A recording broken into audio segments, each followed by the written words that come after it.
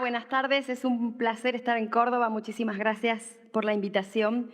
Y empiezo con una pregunta que tiene una respuesta incorporada. Si yo les pregunto, ¿de quién son tus ideas? Y por supuesto la respuesta es, son mías. ¿De quién más van a ser? Y comprendo perfectamente esta respuesta, porque más de una vez me he enamorado de mis propias ideas y he dicho, uy, esta idea es fantástica. Y seguramente alguno de ustedes habrá pensado en algún momento, tengo una idea brillante, la voy a guardar acá en esta caja para que nadie me la robe. Voy a proteger esta idea, la voy a guardar, que nadie venga y me la copie. ¿Cuántos de ustedes han pensado en eso? No los veo, pero creo que muchos de ustedes deben estar, tengo la idea de mi vida, que nadie se entere. Ahora sí, muchas gracias. Tengo la idea de mi vida, que nadie se entere, a ver si alguien roba mi idea. Esto parece de sentido común, ¿no? Muchos de ustedes lo habrán pensado, muchos de ustedes habrán tenido una idea maravillosa alguna vez y habrán dicho, mi idea, con esto me paro el resto de mis días, vivo el resto de mis días sin trabajar. Bueno, tengo una mala noticia para darles, una buena en realidad. Probablemente para aquellos que están pensando que esa idea que tienen es algo para guardar y proteger de miedo a que alguien se las robe, esto sea una mala noticia. Para mí es una buena noticia. Las ideas, tus ideas, mis ideas, no son ni tuyas ni mías. Todas las ideas están en el dominio público. Ustedes dirán, ¿qué es el dominio público? ¿Qué palabra tan usada? ¿Qué expresión tan usada? Se habla mucho del dominio público. ¿Y qué definición tenemos del dominio público? La definición de dominio público que yo voy a usar hoy y que quiero compartir con ustedes es ese acervo cultural común donde está toda nuestra herencia, los nutrientes, como decían más temprano, en los cuales abrevamos para tener cultura. El dominio público es aquel espacio a donde van las obras de los artistas que amamos. El dominio público es donde está Cervantes, donde está Shakespeare. El dominio público es donde está, a ver, alguno reciente. Paul Klee entró al dominio público y sus obras maravillosas. ¿Quién más? Walter Benjamin, para quienes estudian comunicación, está en dominio público. Nietzsche está en dominio público. Freud está en dominio público. ¿Qué sería de todos nosotros sin las ideas de estos fantásticos pensadores que las escribieron y las legaron al dominio público? Técnicamente, el dominio público es aquel ámbito al que vuelven las obras una vez que ha prescripto el monopolio de propiedad intelectual. Hay muchas patentes que han pasado al dominio público y gran parte de la innovación que tenemos hoy, de la que disfrutamos a partir de enormes cantidades de innovación tecnológica, son posibles porque hay mucha innovación en dominio público. Los protocolos de Internet, desde el momento en que fueron diseñados, fueron puestos en dominio público. Muchos dicen que cuando prescriben los derechos de propiedad intelectual, las obras caen en dominio público, como si fuera despectivo, como si fuera tierra de nadie. Incluso en el Congreso Nacional hemos visto proyectos para extender monopolios sobre propiedad intelectual diciendo el dominio público es tierra de nadie. El dominio público, no podemos permitir que la obra de mi abuelo vaya al dominio público, a ver si después tengo que ir a trabajar.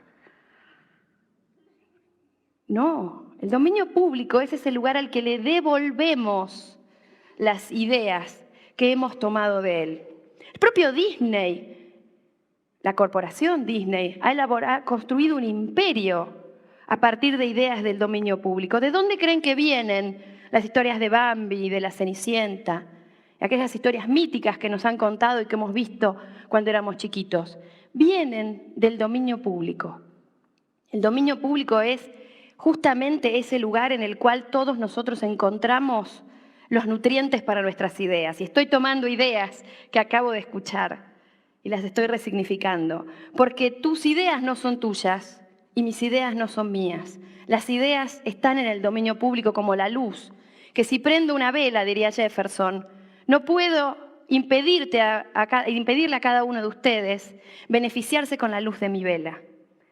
Las ideas son esas velas que nos iluminan, son esos esas culturas que nos han legado nuestros padres, nuestros abuelos. Son los platos de comidas que nos hacían nuestros familiares y nuestros ancestros. Son los cuentos que nos leían de chicos, son aquello que escuchamos, son los ritmos, son el blues, son la música. Todo eso está en el ámbito de las ideas a las cuales vamos a abrevar para construir luego nuestras propias ideas y nuestras propias contribuciones al dominio público. Ahora ustedes dirán, ¿cuál es la preocupación? Bien, todo bien. El problema es que en este momento de la historia, ese dominio público está amenazado, está en peligro, está siendo restringido cada vez más por algunos que tienen interés en decir, sí, estas ideas son mías y puedo excluir a todos los demás del uso de estas ideas, de estas expresiones que yo he hecho. Y en este tipo de exclusiones es de lo que vamos a hablar cuando hablamos de los sistemas de propiedad intelectual. James Boyle, un pensador, uno de los fundadores, uno de los padres de Creative Commons, escribió un libro maravilloso sobre el dominio público, en el cual él decía, el dominio público está siendo cercado en estas últimas décadas con distintos sistemas jurídicos que están poniendo barreras a aquello que podemos hacer o decir y a aquellas ideas a las que podemos acceder y a aquellas expresiones a las que podemos acceder.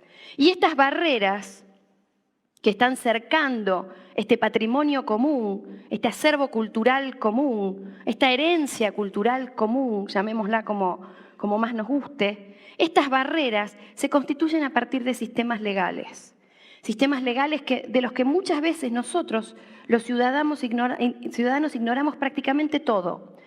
Sistemas legales definidos por abogados mayormente en el Congreso, porque se establecen por ley. Son las leyes las que dicen que, por ejemplo, hoy María Kodama es heredera de toda la obra de Borges y puede disponer y llevar a juicio penal a un escritor que ha hecho una obra derivada de una obra de Borges, que ha hecho un proceso creativo, que ha usado a Borges como nutriente para producir otra obra y que hoy está acusado de un delito penal. Y cuando hablamos de un delito penal, hablamos de un delito que puede tener como consecuencia la cárcel. No estamos hablando de un pleito civil, de una reparación de daños, estamos hablando de la libertad de las personas. Y ese es uno de los problemas claves que tenemos. ¿Cuántos de ustedes han fotocopiado libros para estudiar? No está la policía acá, ¿no? Levanten la mano sin miedo. ¿Cuántos de ustedes han descargado canciones de internet? Parece que menos, no sé. No sé si ahí no se animaron, capaz que la parte de estudiar les resultó más esto, bueno, esto lo puedo decir, estudio, bajar canciones, no sé. ¿Cuántos han seguido series y han conocido bandas nuevas y han conocido series nuevas y se han hecho fan de algo que la industria cultural local no les ofrecía porque lo encontraron en internet? ¿A cuántos les pasó que han compartido con sus amigos esa canción de una banda que no está editada acá y que, mira esto, qué bien que suena? O que han encontrado aquellas obras que el mercado ya no les ofrece porque le interesan a uno o a dos. Y entonces el mercado no las ofrece. ¿Cuántos de ustedes han ido a bibliotecas para preparar sus investigaciones? Déjenme decirles algo. Todo eso que ustedes acaban de confesar es delito penal. El fiscal está en el fondo, ahora les va a tomar los datos cuando salgan.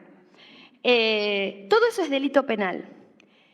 Imaginen sus vidas sin todas esas acciones que ustedes hacen y que son delito penal. Imaginen sus vidas sin poder acceder a los libros que necesitan para estudiar. ¿Podrían colgar su título de grado si no hubieran fotocopiado los libros? Imaginen sus vidas sin música o solo con la música que pueden pagar. Sería una vida muy triste, ¿verdad? Por lo menos la mía sería deprimente. Creo que no tendría más ganas de vivir si no pudiera acceder a muchos libros, acceder a mucha cultura. Y no podría hacer esto, porque todo lo que les estoy diciendo lo leí en algún lado. Nada de lo que estoy diciendo es una idea mía. Nada. Nosotros, en este entorno, contribuimos así de poquito. Nos subimos sobre los hombros de un gigante para ver un poquito más allá. Pero ese gigante son todas esas otras obras que otros escribieron, esas canciones que otros interpretaron, esos acordes que nos legaron las tradiciones musicales. Todo eso contribuye a que nosotros hagamos un poquito así de contribución. Y el que diga que contribuye mucho más que esto no sabe lo que es la ciencia, ni sabe lo que es el arte, porque no podemos humanamente contribuir más que un poquito de esto. Nuestras capacidades individuales de contribuir son ínfimas. Si no nos subimos a ese bagaje de cultura, es imposible tener la cultura que tenemos hoy. Ese dominio público que hoy vengo a defender está en riesgo porque cada vez se extienden más los monopolios de propiedad intelectual y se extienden tanto en duración. Es decir, por ejemplo, en Argentina estamos en un monopolio de derechos autorales de 70 años post-mortem, es decir, toda la vida del autor más 70 años después de su muerte. Y en muchos casos uno dice, bueno, pero el autor tiene derechos, pero en gran mayoría de los casos lo que efectivamente aprovechan esos monopolios son o las editoriales o las discográficas a las cuales el autor le ha cedido sus derechos, o los herederos. Para volver con el ejemplo, Borges laburaba para vivir, Borges trabajaba para vivir. La que vive de los derechos es María Kodama. Digamos, esta idea de el autor tiene que tener estos monopolios para tener una vida digna, es una idea que bien podríamos empezar a poner en cuestión. ¿Y hasta qué punto tiene que tener estos monopolios? ¿Y cuál es el límite de estos monopolios? El dominio público está en peligro porque es hoy el ámbito en el cual el capital está haciendo foco directo y está poniendo énfasis en los nuevos procesos de apropiación.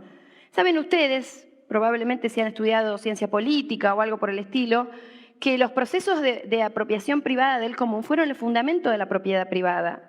Lo que estamos viendo hoy son nuevos procesos de acercamiento de esto que nos es común en manos privadas, porque ahí es donde se está construyendo el valor en lo que hoy se denomina la sociedad del conocimiento.